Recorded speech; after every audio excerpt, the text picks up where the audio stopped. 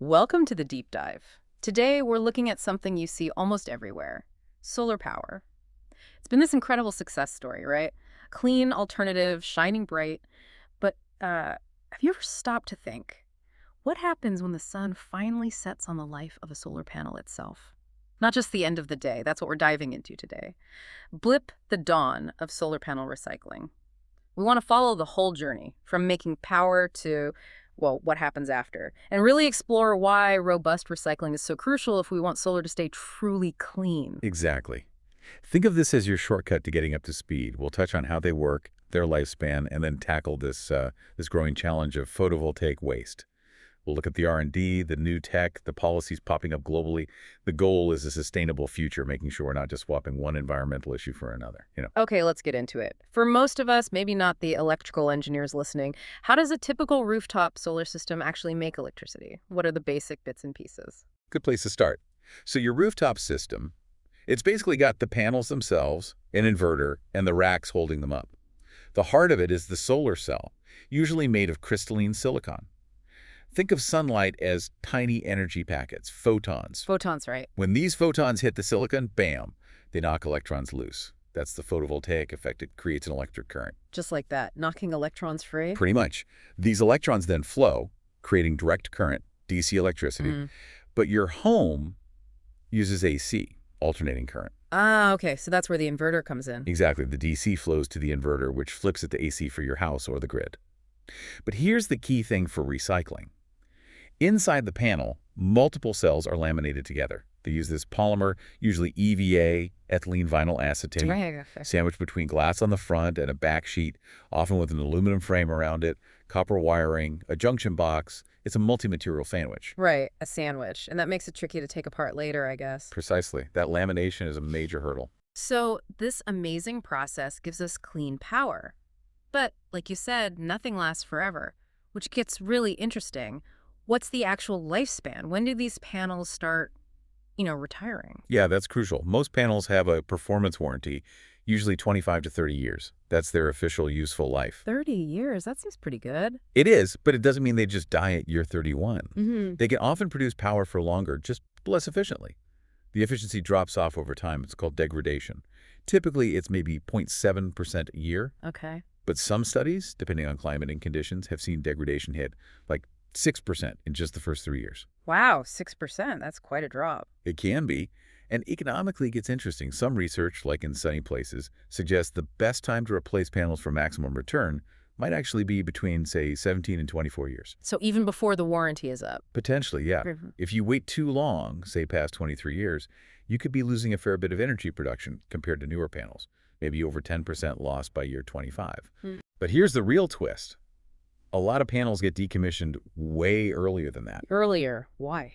Defects sometimes, maybe damage leading to an insurance claim, Yeah.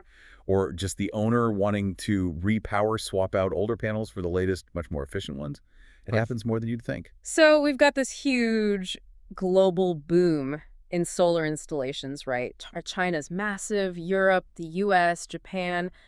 Everyone's installing panels like crazy, Absolutely. The growth has been exponential. which means we're not just talking about panels fading after 30 years. We've got this wave of potentially early decommissioning too. This adds up, doesn't it? It really does. This is where the term waste tsunami comes from.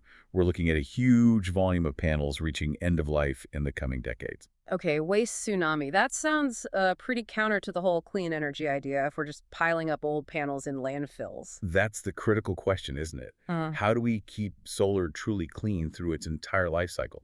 Because if this waste isn't managed right, it poses real environmental and potentially health risks. Risks? What kind of risks are we talking about? Well, panels contain valuable materials, but also some hazardous ones, especially some thin film types. So- You might find lead, cadmium, selenium, things you definitely don't want leaching into the ground. Lead, cadmium. Okay, yeah, not good. Even the newer super-efficient perovskite cells often use lead, and researchers are actively working on that aspect, its Yeah. biological impact. If panels are just dumped or broken up carelessly, that protective layering gets compromised, and these metals can leach out into soil and water. So contamination is a real possibility. It is. Plus, some of the recycling processes themselves, particularly chemical ones, can create their own waste streams, acids, other byproducts that need careful handling too. It sounds complicated. We've got this massive wave coming, complex materials, some hazardous stuff. Is recycling actually, doable on a large scale, or are the hurdles just too big right now? It's definitely challenging, and ironically, the innovation that makes panels better also makes recycling harder. A big one is the lack of standardization. There are so many different types of panels out there, this sanded crystalline silicon, but also thin films like cadmium telluride or CIGS, newer ones like perovskites. Right. They all use different materials, different structures, so you Oh. can't just have one-size-fits-all recycling. Each type might need a different, potentially expensive approach. Okay, so variety is a problem. What else? Remember that EVA laminate? Getting that stuff off to cleanly separate the glass and silicon cells is really difficult and costly. It's a major processing headache. The sticky sandwich layer again. Exactly. Then there's the economics. Mhm. Right now, for some panel types, it actually costs more to recycle them than the value you get back from the recovered materials. So it's not profitable. Not always, no. Hmm. The end-of-life cost isn't usually built into the initial price, so there's less incentive for manufacturers to design panels that are easy to recycle in the first place. That makes sense. Lack of incentive. And finally, logistics. Panels are everywhere, right? On millions of rooftops and remote fields.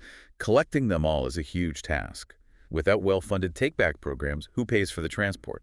It's expensive, especially if the nearest recycling facility is far away.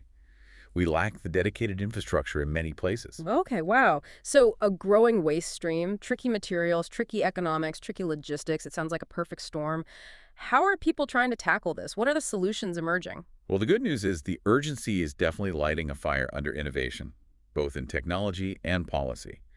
The focus is shifting hard towards a circular economy model. Circular economy, meaning reuse and recover, not just dump. Precisely. Keep those valuable materials in the loop. We're talking mainly about recovering the glass, the silicon wafers, silver, the aluminum frame, copper wiring. Are those easy to get back? Some are easier than others. The aluminum frame, for instance, is pretty straightforward. It's usually just dismantled mechanically. And recycling aluminum uses about 95% less energy than making it from scratch, which is huge. 95%. Okay. Silver, silicon, copper are more integrated, so they take more processing. And then there are trace amounts of valuable rare materials like indium or gallium in some panel types, which are also targets for recovery. So how do they actually do the recycling? What are the main methods? Broadly, there are a few approaches. Mechanical is the simplest. Crush, shred, sort. After manually removing the frame and junction box, the rest gets shredded, and then they try to separate glass, plastics, metals using various physical means. But you said the glass quality might be low. Often, yes. It gets mixed with other stuff, but there's a lot of R&D trying to improve that, get higher purity glass back. Then there's thermal processing, basically heating the panels up pretty hot, maybe 350 to 500 degrees Celsius. To burn off the plastic. Yeah, primarily to decompose that EVA encapsulant. A neat trick is that the heat from burning the EVA can sometimes be fed back into the furnace, saving energy. This helps separate the glass and the silicon cells more cleanly. Okay, that sounds smarter. And then there are chemical methods, using solvents or acids to dissolve the EVA or etch away layers to recover the silicon and metals. Hydrometallurgy is used to get the metals back out of the chemical solution. Acids and solvents. Sounds like it needs careful handling. Absolutely. Managing the chemicals and any waste products is key. And people are exploring other things too, like using liquid nitrogen to make the panels super brittle, then shattering them for easier separation. Really innovative stuff. Liquid nitrogen. Wow. Okay, so there's active research. Are there big projects happening? Where is this R&D concentrated? Oh, definitely. A lot is happening globally. In Asia, China have national programs focused on efficient, low-cost recycling tech. They're aiming to recover high-purity silicon, for instance. In Japan, companies like Mitsubishi Materials are targeting specific panel types, aiming to get back unbroken silicon wafers and recover silver and copper with high yields. Korea is building recycling centers. And in Europe? Europe's been quite active, partly driven by their WEEE directive. There are projects like FRELP, Full Recovery End-of-Life Photovoltaic, working on systematic disassembly and recovery. Universities are testing automated shredding and sorting. It sounds like there's real momentum. Is reuse also a part of the picture? Like not recycling, but just using the panels longer? Yes, absolutely. That's a growing focus. Extending the useful life through repair and refurbishment. Sometimes it's just the junction box that fails. Yeah. Repairing that is much better environmentally than junking the whole panel. Some places, like New Jersey in the U.S., are actually encouraging people to keep panels running as long as they maintain at least 80% of their original efficiency, pushing past that warranty period, maximizing the lifespan first.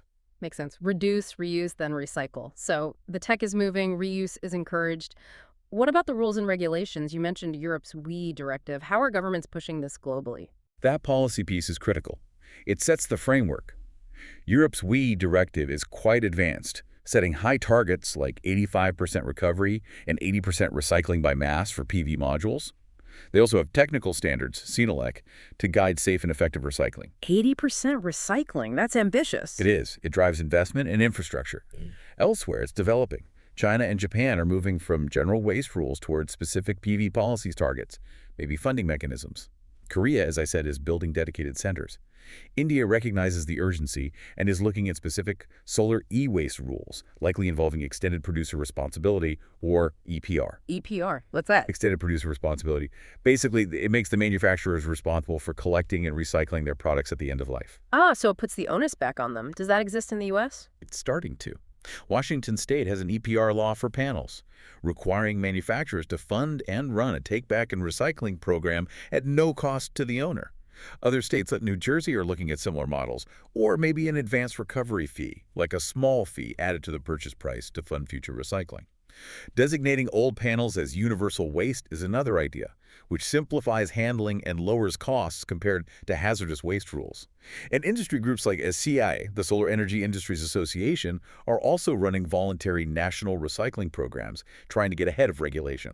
So a mix of mandatory and voluntary efforts pushing towards producer responsibility. It seems like a necessary step to make the economics work. Exactly. Internalizing that end-of-life cost is key, and it links directly to the next big push, designing for circularity right from the start. Designing for recycling. Yes, and for easier repair and disassembly. Thinking about how the panel will be taken apart even as you're putting it together. Choosing materials that are less toxic or easier to recover. Are we seeing that in new panel technologies? We are. There's incredible innovation happening. Perovskite cells, multi-junction cells are pushing efficiencies way up. Someone just hit over 34% with the perovskite silicon tandem cell. 34%. That's huge. It is. And there's research focused specifically on reducing or managing the lead in perovskites. Module designs are getting smarter too, bifacial panels that capture light from both sides, tracking systems that follow the sun. Integration into buildings too, right? Like solar roof tiles. Yeah, building integrated photovoltaics, BIPV, windows, tiles, facades that generate power. It's all about maximizing yield and efficiency. Yeah. And even in manufacturing the standard silicon cells technologies like Topicon or HJT, there's R&D focused on using less silver, maybe replacing it with copper, streamlining production to cut waste. And using tech to manage it all better. Definitely. AI and machine learning are being used to optimize energy production from solar farms, manage grid integrations, even predict potential panel failures before they happen. It all contributes to making the whole system more sustainable and efficient over its lifetime. Wow. We've covered a lot, from photons hitting silicon to the looming waste challenge, the complex recycling tech, the policy shifts, and now this push for circular design and smarter systems. It really drives home that clean energy isn't just about zero emissions during operation. The whole life cycle matters, right through to the end. Absolutely. The incredible growth of solar is a massive achievement. But tackling the end-of-life challenge is the next critical step. It's about turning this potential blip, this waste problem, into a genuine opportunity. An opportunity to build a truly circular economy for solar, ensuring this amazing technology is sustainable from cradle back to cradle, essentially. The tech seems to be evolving fast. Policies are catching up. It feels like there's momentum. But it boils down to choices, doesn't it? Are we going to treat our renewable energy infrastructure as truly renewable, considering its entire lifespan? Or will we let this inevitable wave of old panels become just another waste headache? Something to definitely think about next time you see those panels soaking up the sun.